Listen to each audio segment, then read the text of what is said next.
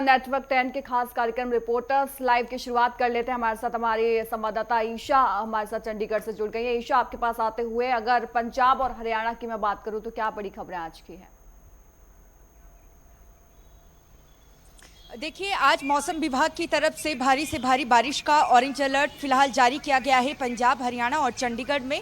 और मौसम विभाग का कहना है कि एहतियात के तौर पर लोग सुरक्षा के पुख्ता इंतजामात करें। और लेकिन जिस तरीके से हिमाचल प्रदेश की अगर बात करें, वहाँ पर रेड अलर्ट बारिश का जारी है। और जिस तरीके से लगातार बारिश हिमाचल प्रदेश में इस वक्त हो रही है और बादल फटने की घटनाएं एक बार फिर से बीते कल हिमाचल प्रदेश में हुई है, उसका असर साफ तौर से पंजाब और हरियाणा में भी देखने को मिल रहा है। और रेड अलर्ट के चलते मंडी, चंबा की अगर बात करें और कांगड़ा की, वहां पर बहुत ज़्यादा बारिश बीते कल दर्ज की गई है हिमाचल प्रदेश में। और उसके चलते हरियाणा की नदियों का जो जलस्तर है वो काफ़ी ज़्यादा बढ़ गया है और कई एकड़ फसलें इस वक्त किसानों की भी बर्बाद हो चुकी है हरियाणा में। अगर पंजाब की बात करें तो पंजाब में भी इसी तरीके की स्थिति है। इस वक्त मेरी मौजूदगी मौसम विभाग के बाहर ही है और मौसम विभाग की तरफ से फिलहाल आज के लिए भी ऑरेंज अलर्ट जारी किया गया है। हिमाचल प्रदेश में भी ऑरेंज अलर्ट जारी है और पंजाब, हरियाणा, चंडीगढ़ में भी भारी बारिश का ये अलर्ट है। 9 जुलाई तक बारिश रहेगी, लेकिन आज के दिन की अगर बात करें तो अत्यधिक बारिश की संभावना फिलहाल मौसम विभाग की तरफ से जताई गई है। ये देखना होगा कि कितनी बारिश यहाँ पर दर्ज की जाती है, लेकिन अत्यधिक बारिश अगर होती है तो कहीं ना कहीं किसानों के लिए ये मुसीबत का सबब बन जाएगा। कई एकड़ फसल फिलहाल यहाँ पर बर्बाद हो चुकी है हरियाणा में किसानों की, क्योंकि अगर हिमाचल की बात करें, हिमाचल का सारा पानी पंजाब और हरियाणा की तरफ आता है। जिस तरीके से हिमाचल में इस तरीके अभी स्थिति बनी है, मौत का जो आंकड़ा है कुल 78 पहुंच चुका है। 78 लोगों की अभी तक मौत हिमाचल प्रदेश में फिलहाल हो चुकी है। 37 लोग लापता हैं। जो जल सुविधाएं हैं वो फिलहाल बाधित हैं और जो सड़कें हैं 243 के करीब जो सड़कें हैं वो अवरुद्ध इस वक्त हो चुकी है। तो ऐसे में राहत बचाव कार्य अभी भी चल रहा है। सेना ने भी मोर्चा संभाल लिया है, लेकिन स्थिति भयावह होती जा रही है हिमाचल प्रदेश की। खास तौर से मंडी की केंद्र से भी सहयोग की मांग यहां पर की गई है, लेकिन आज जिस तरीके से ऑरेंज अलर्ट है अत्यधिक बारिश का, तो ऐसे में अगर हिमाचल बाढ़ की स्थिति से जूझता है तो इसकी चपेट में पंजाब और हरियाणा भी आएंगे।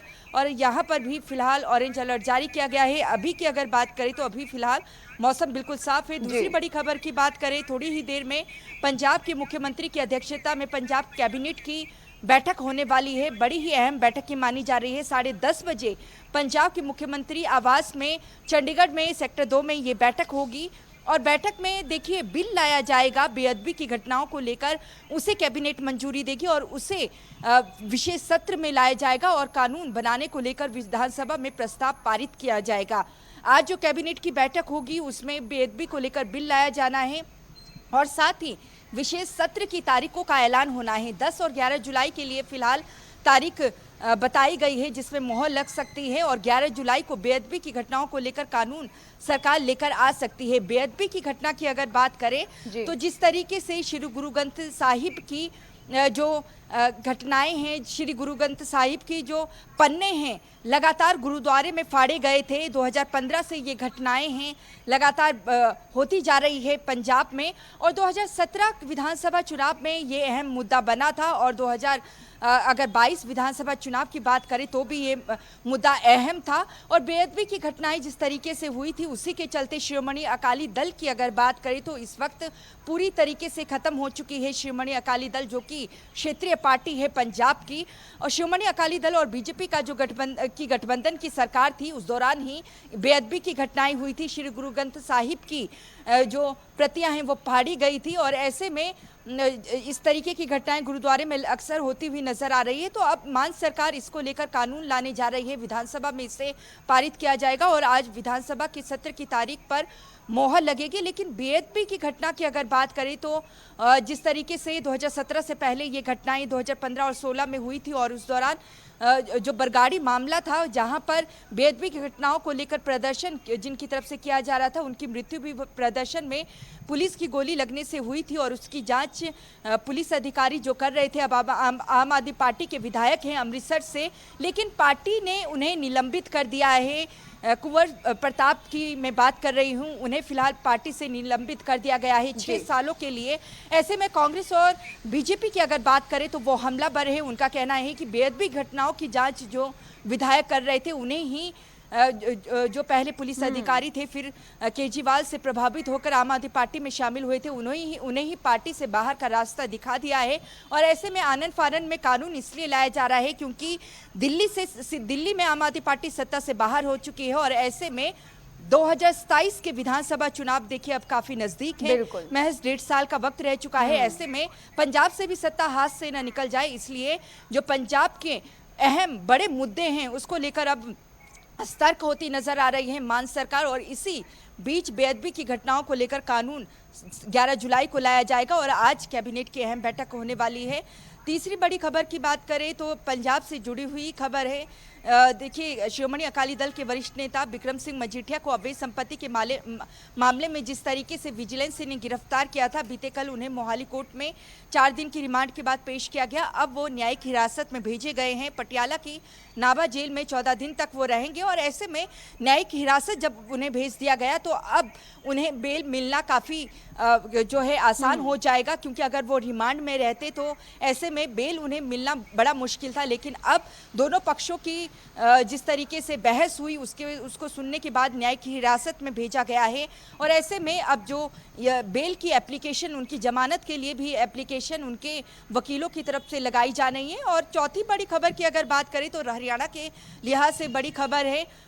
देखिए, पंजाब के मुख्यमंत्री पहले ही कह चुके हैं कि पंजाब के पास किसी को अतिरिक्त पानी देने के लिए नहीं है, क्योंकि पंजाब के कई ऐसे एरिया हैं जो डार्क जोन में जा चुके हैं, भूजल स्तर लगातार गिरता जा रहा है और पंजाब में पानी की स्थिति गंभीर होती जा रही है। और सतलुज यमुना लिंक नहर जो कि बड़ा पुराना मुद्दा रहा है पंजाब और हरियाणा के बीच में, 9 जुलाई को दिल्ली में 4 बजे ये बैठक होगी और हरियाणा के मुख्यमंत्री का कहना है कि जिस तरीके से पंजाब हरियाणा का बड़ा भाई है और उन्हें पूरी उम्मीदें हैं कि बीच का रास्ता निकलेगा और पंजाब के मुख्यमंत्री हरियाणा के हक में कोई फैसले में केंद्र जो फैसला करेगा उसमें हामी भरेंगे। लेकिन अभी भी अगर हम पंजाब की बात करें तो पंजाब के मुख्यमंत्री 2 टूक शब्दों में ये कह चुके हैं कि सतलुज यमुना लिंक नहर बनाने का मुद्दा ही नहीं उठता है, क्योंकि पानी ही पंजाब के पास नहीं है, तो इसलिए नहर क्यों बनाई जाए। अगर बनानी ही है तो यमुना सतलुज लिंक बनाई जाए और यमुना का पानी पंजाब को दिया जाए, क्योंकि यमुना में हक पंजाब का भी है। और ऐसे में अगस्त में सुनवाई होनी है सुप्रीम कोर्ट में और सुप्रीम कोर्ट का आदेश है केंद्र को कोई मध्यस्थता करे और दोनों राज्यों के बीच जो ये विवाद काफ़ी लंबे समय से चलता आ रहा है उसको लेकर कोई रास्ता बीच का निकाले। अब केंद्र के पाले में देखिए गेंद है और ऐसे में जो केंद्र है काफ़ी समय से इसे सुलझाने की कोशिश कर रहा है, लेकिन अभी तक मामला सुलझ नहीं पाया है। जब केंद्रीय जल शक्ति मंत्री गजेंद्र सिंह शेखावत थे, चंडीगढ़ में भी आकर उन्होंने दोनों राज्यों के मुख्यमंत्रियों के साथ, अधिकारियों के साथ बैठक की थी, लेकिन तब भी मामला सुलझा नहीं। अब देखना होगा कि जो नए केंद्रीय मंत्री हैं, जल शक्ति मंत्री, क्या वो बीच का रास्ता निकाल भी पाते हैं या नहीं। और ये तमाम बड़ी खबरें हैं जिन पर नजर रहेगी। जी बिल्कुल, देखिए ईशा, आपने तमाम मुद्दों से रूबरू कराया। सबसे पहले बात देखिए मौसम की कर लेते हैं, जिसकी बात आपने की। मौसम की मार हिमाचल प्रदेश में देखी जा रही है, जिसका असर पंजाब और हरियाणा में भी देखने को मिलेगा। तो इसके लिए क्या सरकारें जो है वो काम कर रही है? एक छोटा सा कमेंट आपसे लूंगी। हमारे साथ हमारे संवाददाता अजहर हुसैन भी श्रीनगर से जुड़ गए, फिर उनके पास जाऊंगी। देखिए, मौसम विभाग की तरफ से हफ्ते भर पहले ही लगातार अलर्ट यहां पर जारी किए जा रहे हैं, क्योंकि मॉनसून एक बार फिर से 5 तारीख से सक्रिय हो चुका है। हालांकि बीते कल की अगर बात करें, पंजाब, हरियाणा, चंडीगढ़ में भी अत्यधिक बारिश का अलर्ट था, लेकिन वैसी बारिश फिलहाल देखने को पंजाब, हरियाणा और चंडीगढ़ में नहीं मिली। हालांकि हिमाचल प्रदेश की अगर बात करें तो भारी बारिश कांगड़ा, चंबा में देखने को मिली है और मंडी में, और यही वजह है कि भारी बारिश के चलते ही बादल फटने की एक बार फिर से घटनाएं हिमाचल में घटित हुई हैं। लेकिन अगर हम मैदानी इलाकों की बात करें, पंजाब, हरियाणा और चंडीगढ़ की, आज के लिए भी अत्यधिक बारिश का ऑरेंज अलर्ट फिलहाल जारी किया गया है। मौसम इस वक्त देखिए बिल्कुल साफ है। मौसम विभाग के जो निदेशक हैं उनसे भी बातचीत करने की हम थोड़ी देर में कोशिश करेंगे कि क्या जो मौसम है, जिस तरीके से मानसून सक्रिय हो चुका था, लेकिन मैदानी इलाकों में फिलहाल उस तरीके की बारिश नहीं हुई है जिस तरीके का पूर्वानुमान है। हालांकि पहाड़ी राज्यों में लगातार भारी बारिश हो रही है। ऐसे में मैदानी इलाकों में क्या कुछ स्थिति रहेगी, ये जानने की भी कोशिश हम करेंगे। जी ठीक है ईशा, आपके पास वापस लौटूंगी। अजहर, आपके पास आते हुए अगर जम्मू कश्मीर की मैं बड़ी खबरों की बात करूं तो क्या आज के बड़े अपडेट्स हैं? देखिए भारतीय, अगर जम्मू कश्मीर के खास खबरों की ओर बात करें, सबसे पहले जो है मौसम के हवाले से अगर हम बात करें कि हालांकि हीट का प्रकोप जो है लगातार जारी है पूरे जम्मू कश्मीर में। हालांकि इस हवाले से अगर हम बात करें, यहाँ पे जो है कई एक इलाकों में जो है खुशक साली पैदा हो गई है, जिसकी वजह से किसान जो है काफी परेशान है। हालांकि कल सुबह मॉर्निंग में जो है बारिशें हुई, कई एक घंटों तक बारिश हुई, लेकिन उसके बाद में जो है कोई खासा असर देखने को नहीं मिला हीट वेव के मुतलिक। लेकिन उससे पहले कि अगर हम बात करें, स्कूल ऑफ एजुकेशन की जानिब से जो 23 जून की एक छुट्टी घोषणा की गई थी 15 दिनों तक, जो कि 7 जुलाई तक थी छुट्टी, यानी आज और कल स्कूल खोलने जाने हैं। लेकिन उसके बाद में भी जो पेरेंट्स और स्टूडेंट्स की जानिब से जो डिमांड रखी गई कि छुट्टी जो है मजीद बढ़ा दी जाए, जो है हीट का प्रकोप जो है वो बहुत बढ़ चुका है। इस लिहाज से फिर एजुकेशन, हायर ऑफ एजुकेशन की जानिब से एक नोटिफिकेशन जारी हुई कि आज इस पे एक मीटिंग होगी और इस मीटिंग के दौरान ये तय पाया जाएगा कि कल से क्या वाकई तौर पे स्कूल खुलेंगे, क्या स्कूल टाइमिंग में फिर से चेंज हो सकती है, या मजीद जो है छुट्टियां बढ़ा दी जाएगी। ये मौसम के हवाले से कहीं ना कहीं जो आम जनजीवन है, कहीं ना कहीं वो भी प्रभावित हुआ है। घाटी के जो काफी सरद तरीन इलाके थे, जो पर्यटक स्थल थे, पहलगाम, गुलमर्ग, वहां पे भी हम देख रहे हैं कि लगातार जो हीट का प्रकोप है वो बढ़ रहा है और पानी की जो सतह है वो दिन ब दिन कम होती जा रही है, जिसमें काफी सारे इलाकों में पीने के पानी की जो है काफी जो है परेशानियां हो रही है। हालांकि लोगों की तरफ से काफी डिमांडें भी की जा रही है कि पानी की व्यवस्था रखी जाए, लेकिन जो पानी की जो सत्ता है वो दिन ब दिन कम होती जा रही है, जिसकी वजह से पीने के पानी में भी काफी मुश्किलातों का सामना करना पड़ रहा है। तो कहीं ना कहीं किसान से लेके आम लोग भी इस हीट वेव की वजह से जो काफी प्रभावित हो रहे हैं। दूसरी खबर की अगर हम बात करें, अमरनाथ यात्रा 2025 के हवाले से, हालांकि अभी तक जो तकरीबन 70,000 के करीब जो श्रद्धालु है उन्होंने बाबा बर्फानी के जो दर्शन करके जो है वो वापस भी आए हैं। लेकिन आज का जो बैच था, छठा बैच यानी छठा जत्था जो है, आज सुबह भगवती नगर जम्मू बेस कैंप से रवाना हुआ है, जिसमें तकरीबन 8,605 यात्री सवार थे। एक जत्था था जो कि 2 बैचेस में मुश्तमिल है। एक जत्था जो है पहलगाम के बेस कैंप से होते हुए पवित्र गुफा की तरफ रवाना होगी और दूसरा जो जत्था है वो बालतल से होते हुए जो है पवित्र गुफा की तरफ रवाना होगी। पहलगाम में तकरीबन 5,000 से ज़्यादा यात्री जो है वहाँ से यात्रा करेंगे और वो बाबा बर्फानी के दर्शन करेंगे। इसी तरीके से अगर हम बालतल के रूट की बात करें तो वहाँ से तकरीबन 4,000 के करीब यात्री जो है आज वहाँ से सफ़र करके वो बाबा बर्फानी के जो वहाँ पे दर्शन करेंगे। तो कहीं ना कहीं जिस तरीके से लग रहा था, जिस तरीके से अमरनाथ यात्रा की स्टार्टिंग हो रही थी, लेकिन उसमें काफ़ी बढ़ोतरी हो रही है, उसमें दिन ब दिन इजाफा हो रहा है। और यहाँ पे ये खास बात है अरेंजमेंट, जिस तरीके से सिक्योरिटी अरेंजमेंट्स की गई है, जिस तरीके से बाकी व्यवस्थाएं रखी गई है, खाने पीने से लेके जो है रहने का इंतज़ाम किया गया है, लंगर्स वगैरह का इंतज़ाम किया गया है, कहीं ना कहीं श्रद्धालुओं में उत्साह बढ़ रहा है और दिन ब दिन जो संख्या थी, जो एक टारगेट था, उससे वो ज़्यादा हो रहा है। रजिस्ट्रेशन में भी लंबी लंबी कतारें जम्मू के भगवती नगर में हम देख रहे हैं, या नुनवन बेस कैंप में बहुत लंबी लंबी जो कतारें हैं वो देख रही हैं। हालांकि जो श्रद्धालु है वो रात भर जो है अपनी बारी का इंतजार कर रहे हैं, क्योंकि मन में श्रद्धा है, इसलिए रात भर जगने के बाद में वो पवित्र गुफा की ओर जो है कूच करते हैं ताकि वो दर्शन करें। कहीं ना कहीं इस यात्रा को लेके काफी उत्साह जो है यहाँ पे माना जा रहा है। और तीसरी खबर की अगर हम बात करें, एलजी मनोज सिन्हा का आज जो दौरा है वो पहलगाम जाएंगे और पहलगाम में एक बार फिर वो बेस कैंप और बाकी जो यात्रा की अरेंजमेंट इसका एक बार फिर जायजा लेंगे। लेकिन उससे पहले वो जो अनंतनाग के नव भवन लाड़कीपुरा में जाएंगे, जहां पे एक समारोह है, वहां पे वो स्वागत चीफ जो है मुख्य अतिथि के तौर पे वहां पे हिस्सा लेंगे।